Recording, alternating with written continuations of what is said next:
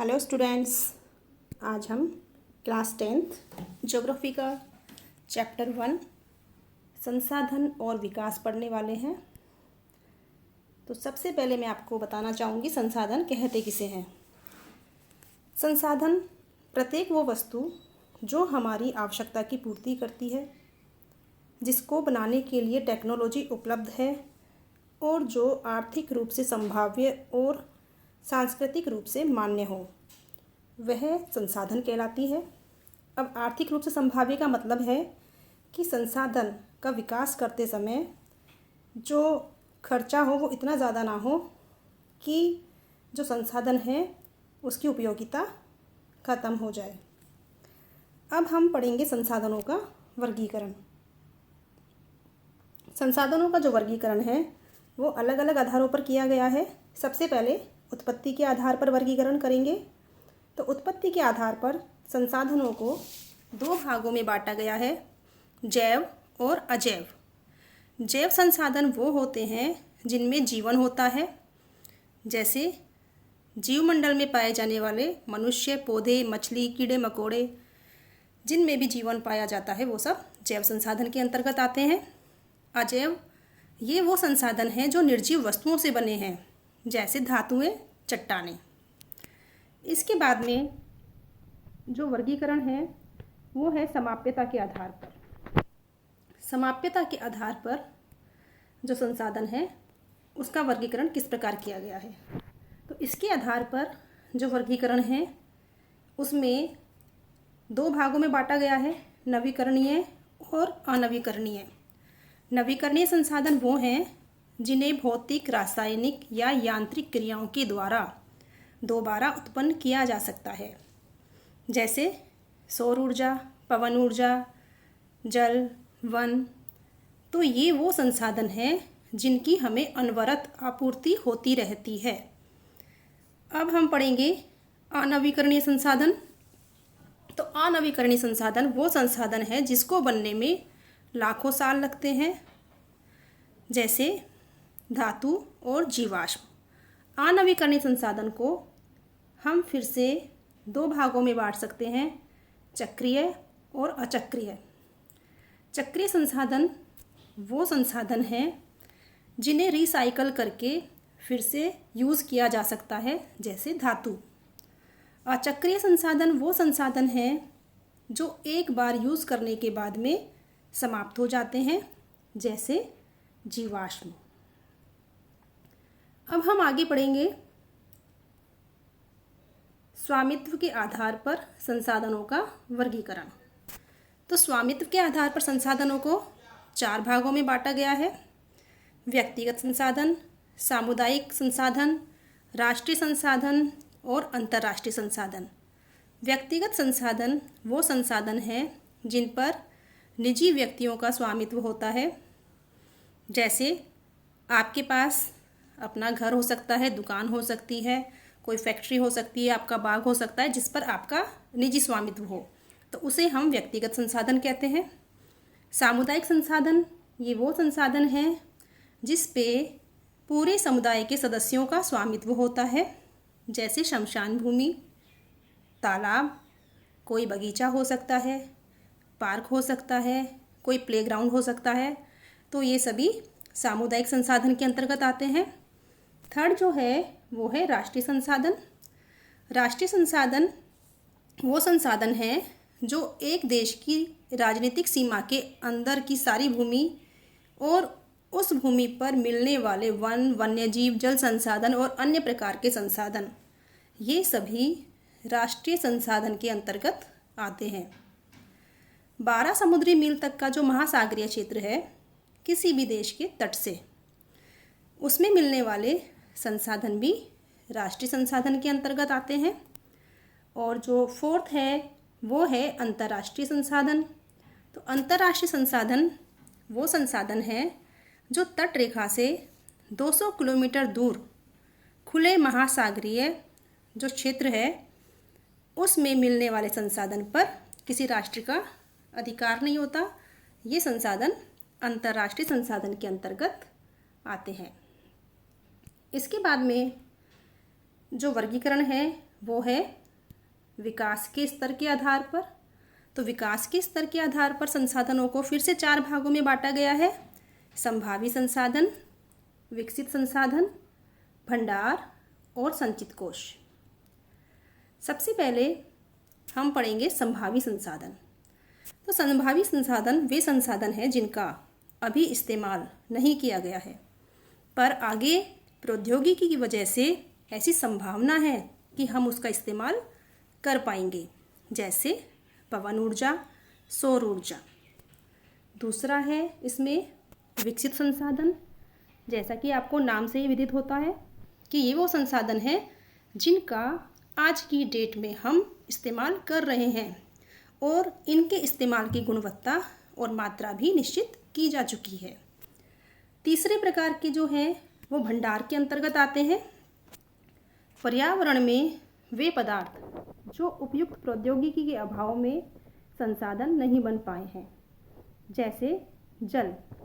हमें ये पता है कि जो जल है वो हाइड्रोजन और ऑक्सीजन से मिलकर बना है, लेकिन अभी तक हम ऑक्सीजन और हाइड्रोजन को मिलाकर के जल नहीं बना पाए हैं।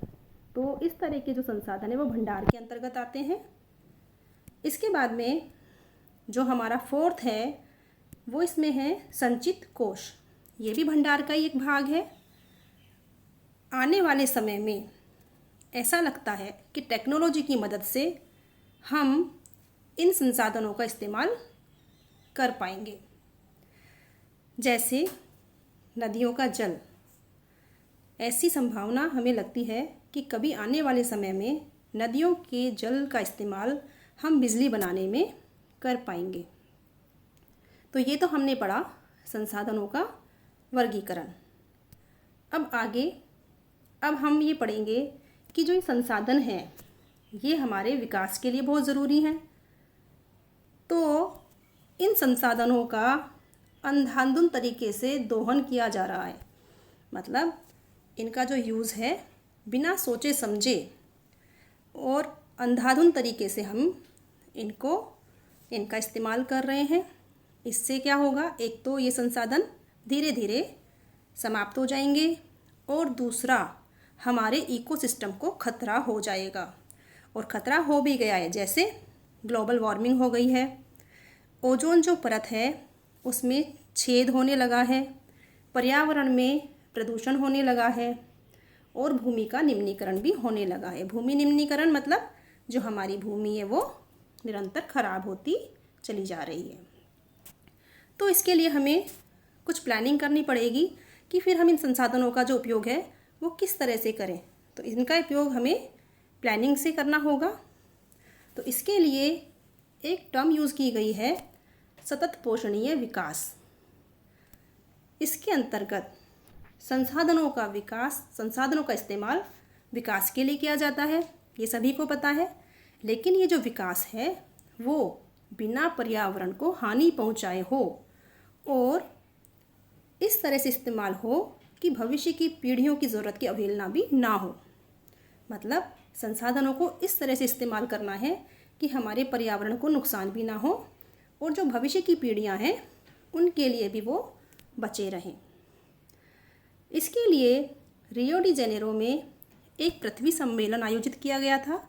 जो रियो डी जेनेरो है ये ब्राज़ील में है, और इस पृथ्वी सम्मेलन का जो उद्देश्य था वो पृथ्वी पर पर्यावरण संरक्षण और विकास इस मुद्दे पर इस सम्मेलन का आयोजन किया गया था, और इसमें सतत पोषणीय विकास के लिए एजेंडा 21 पे साइन किए गए थे।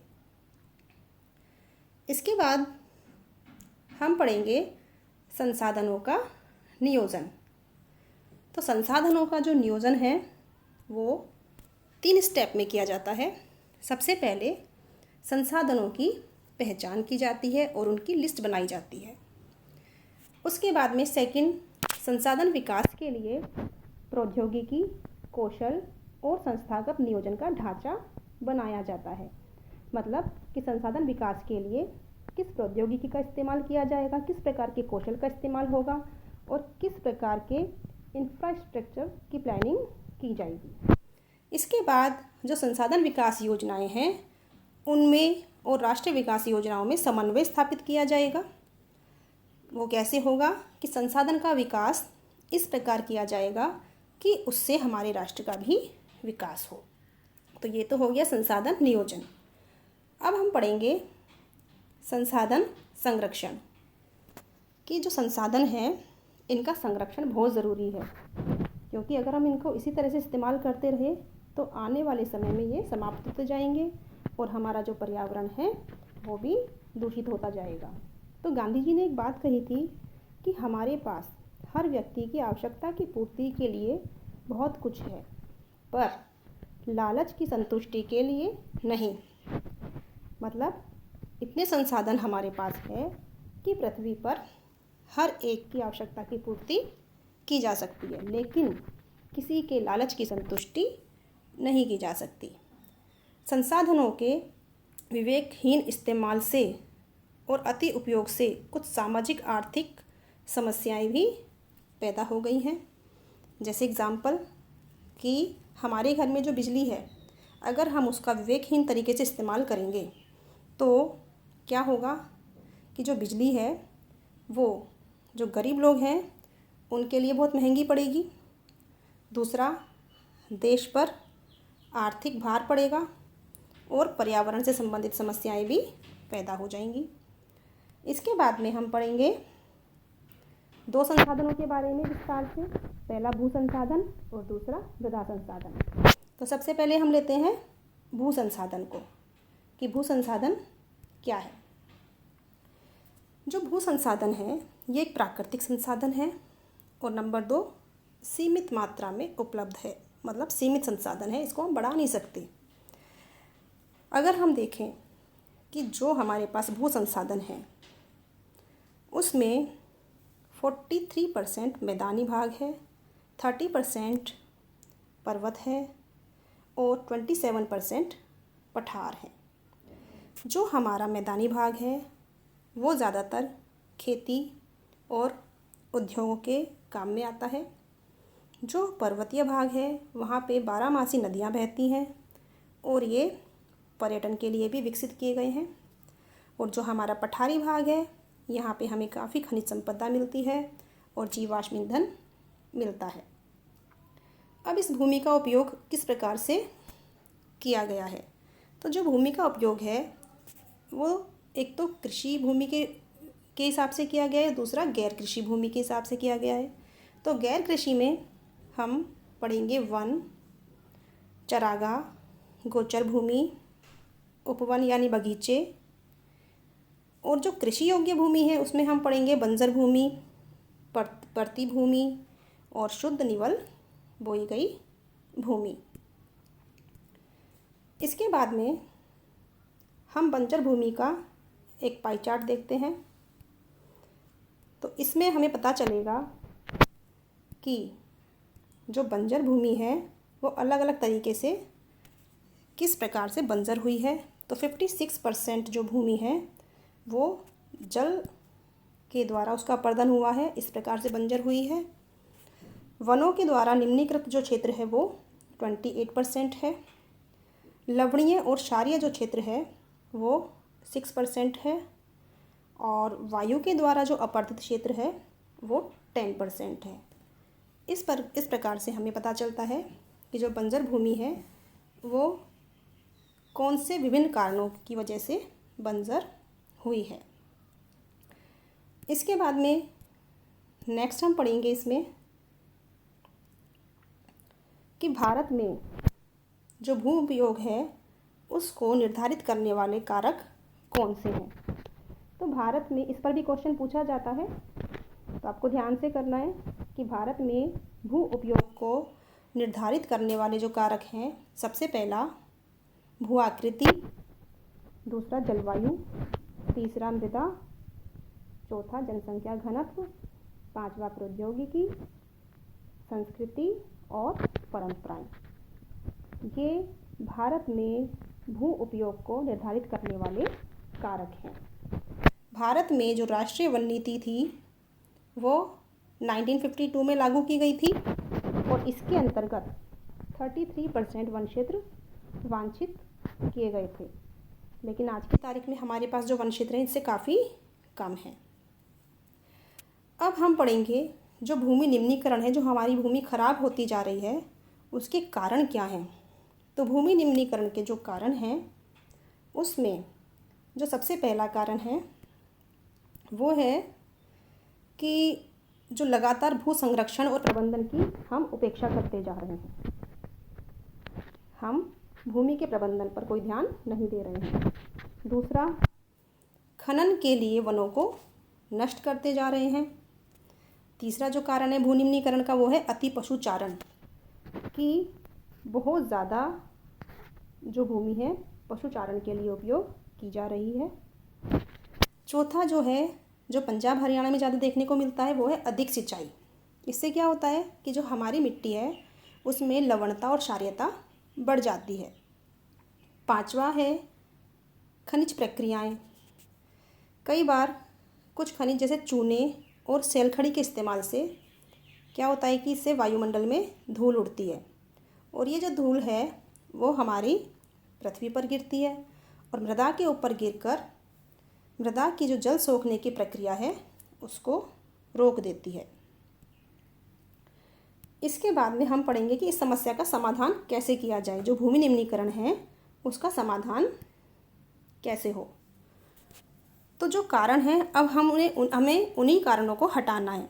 तो सबसे पहले वनारोपण करके, दूसरा चरागाहों का उचित प्रबंधन करके, तीसरा जो ट्रीज़ है उन्हें शेल्टर बेल्ट की तरह एक पंक्ति में लगा करके, चौथा है इसमें पशुचारण पर नियंत्रण करके, रेतीले टीलों की कांटेदार झाड़ियाँ लगाकर, बंजर भूमि का प्रबंधन करके, खनन पर नियंत्रण करके और औद्योगिक जल का परिष्करण करके, जिससे कि जो औद्योगिक जल है, दूषित जल है, वो साफ जल में ना मिल पाए।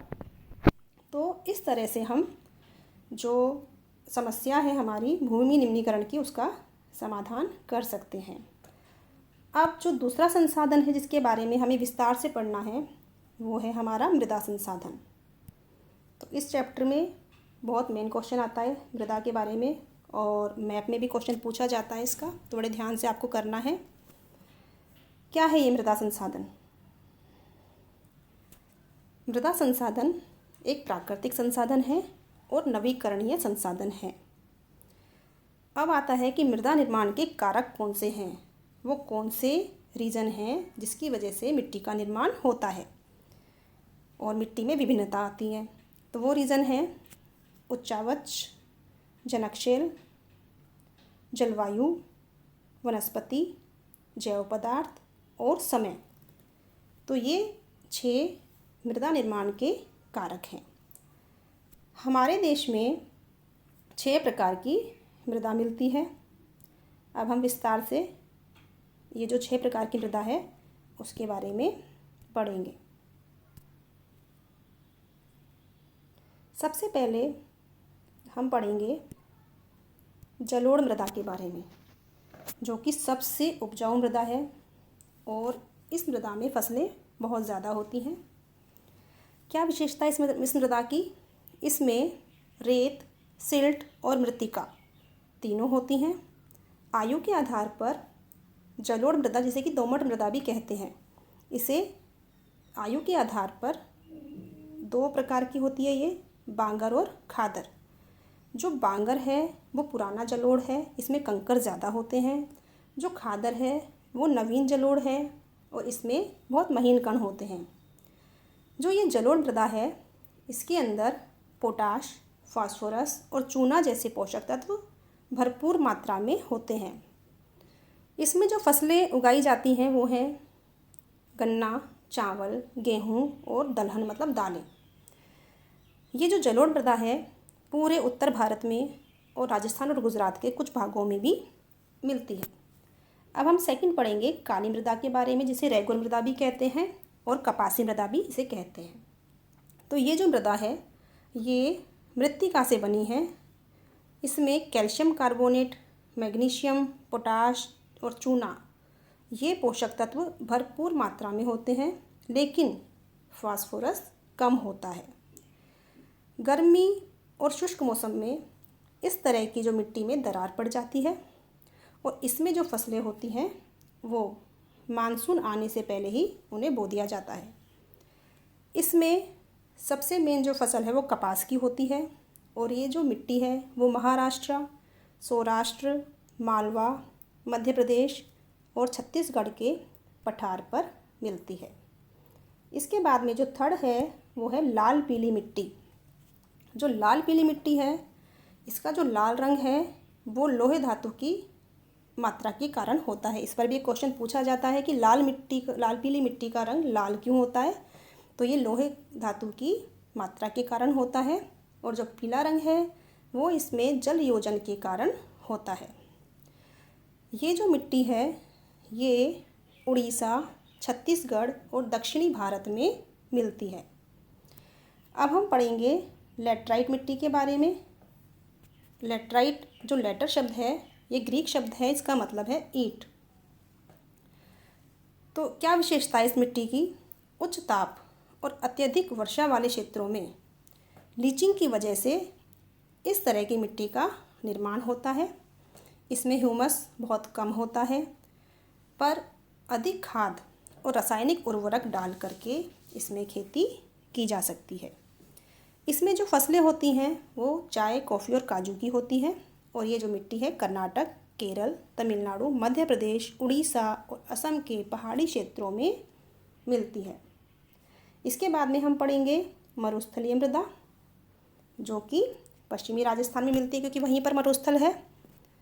ये जो मृदा है मरुस्थलीय मृदा, इसका जो रंग है वो लाल भूरा होता है।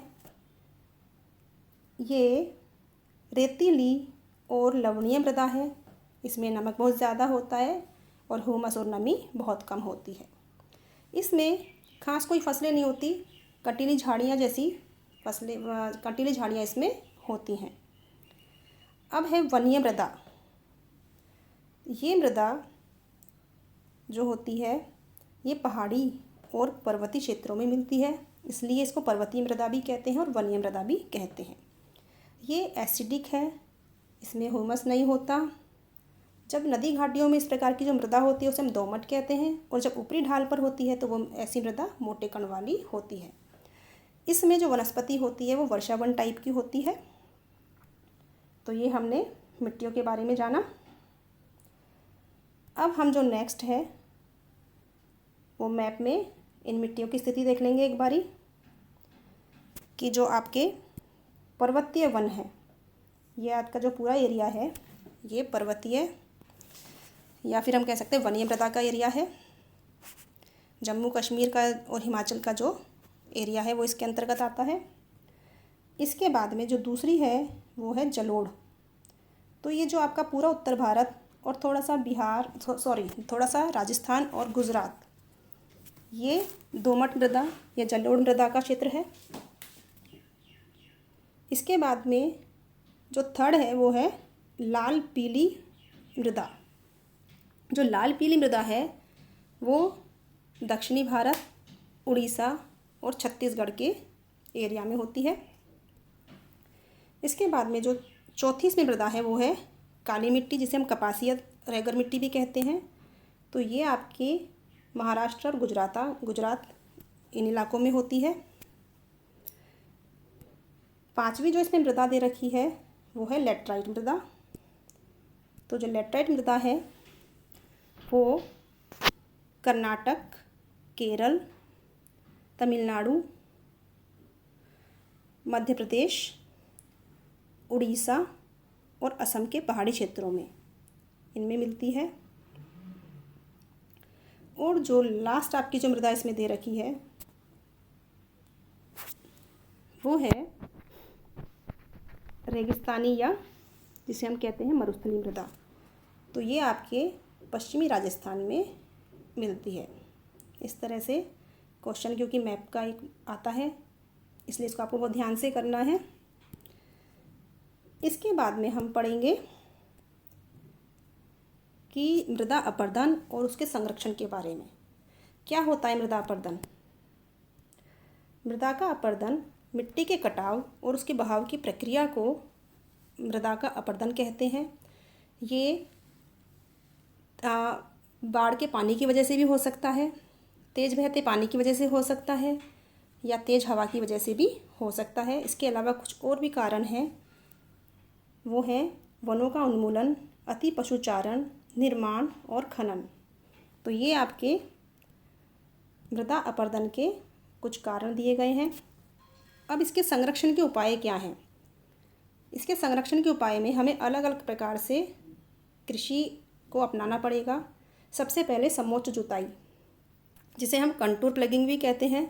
तो ढाल वाले जो ज़मीन होती है उस पर समोच्च रेखाओं के समानांतर हल चला करके खेती की जाती है इसमें। दूसरी है सीढ़ीनुमा कृषि के द्वारा, कि ढाल वाली भूमि पर सीढ़ी बना करके खेती की जाती है। तीसरा पट्टी कृषि, स्ट्रिप फार्मिंग, की फसलों के बीच में घास की पट्टियाँ बना दी जाती हैं जिससे कि मृदा का अपरदन ना हो। और जो इसमें लास्ट है वो है शेल्टर बेल्ट ऑफ ट्रीज़, कि पेड़ों को एक पंक्तियों में लगा करके मृदा के अपरदन को रोका जा सकता है। तो इस तरह से आपका चैप्टर कंप्लीट होता है। Thank you.